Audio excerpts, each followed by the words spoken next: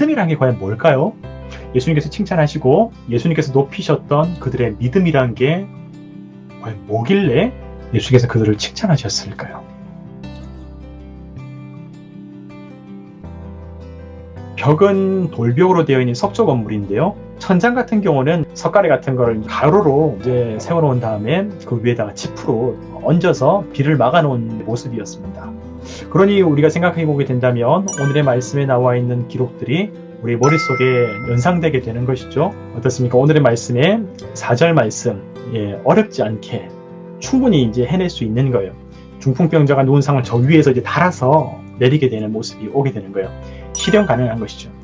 물론 그렇다고 해서 아무나 하는 건 아니겠죠. 남의 집 문을 남의 집 지붕을 뜯어내는 것이니까. 그러니 이 말씀을 해석하면 어떻게 되겠습니까? 함부로 하기는 쉽지가 않지만 충분히 용기를 내고 마음을 먹게 된다면 할 수 있는 일. 여러분, 누군가를 사랑하는 일은 이런 일 아니겠습니까? 성경이 자꾸 우리에게 말씀해 주시는 것은요. 그리고 예수님께서 칭찬하시고 성경이 인정하는 수많은 사람들의 모습 가운데에서는 때때로는 우리의 목숨과 우리의 삶의 많은 것들을 포기하고 희생하는 놀라운 일도 사실은 있지만 그런 무겁고 힘든 일만 있는 것이 아니라 정말 쉽지 않은 것은 맞아요. 수많은 사람들이 둘러싸여있고 남의 집인데 나중에 이게 무슨 일이 생길지 모르는데 쉽지 않은 일인 건 분명하지만 그럼에도 불구하고 우리가 용기를 내고 마음을 먹고 결단한다면 충분히 해낼 수 있는 일, 그런 일들 아니겠습니까?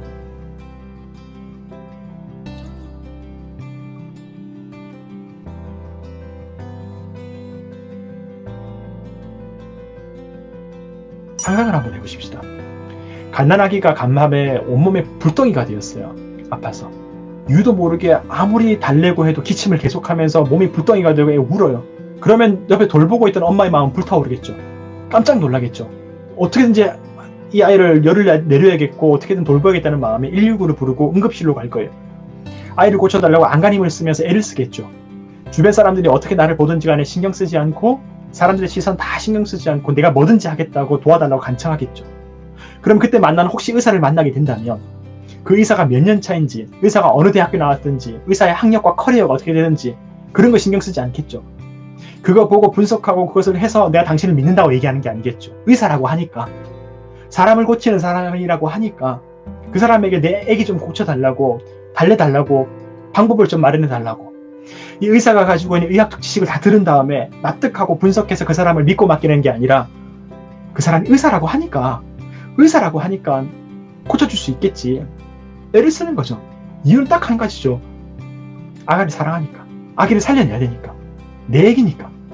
그 사랑을 위해서라면 그냥 말만 하고 있는 게 아니라 마음만 갖고 있는 게 아니라 행동을 하게 되겠고 어떻게든 이 상황을 바꿔보기 위해서 최선을 다하는 노력을 하는 것 아니겠습니까? 성경을 막 분석하고 했던 그 지식적인 믿음이라기보다는 예수라면 이 병자를 살릴 수 있지 않을까? 혹은 어떻게든 이 병자를 살려내고 싶다는 그 마음이 아니겠습니까? 그 목적을 위해서라면 우리는 포기하지 않겠다는 것 아니겠습니까? 글자로는 믿음이라고 표현되어 있지만 저는 이 믿음이라고 하는 이 글자의 껍데기를 벗겨내보면 그 안에는 사랑이라고 하는 알맹이가 기다리고 있지 않을까 한번 생각을 해보는 거예요. 오늘의 말씀이 우리 가운데 보여주는 것은 바로 이것입니다. 질병과 어려운 현실 앞에 우리의 믿음은 어떤 믿음이 되어야 되는가? 사랑의 믿음이 되어야 된다는 것이죠. 정말로 생명을 소중히 여기는 사랑의 믿음, 그리고 행동하는 믿음이 되어야 된다는 것을 얘기해주고 있는 것이 아니겠습니까? 이것이 오늘 우리가 성경을 통해서 발견할 수 있는 믿음의 한 모습이 아닐까 생각합니다.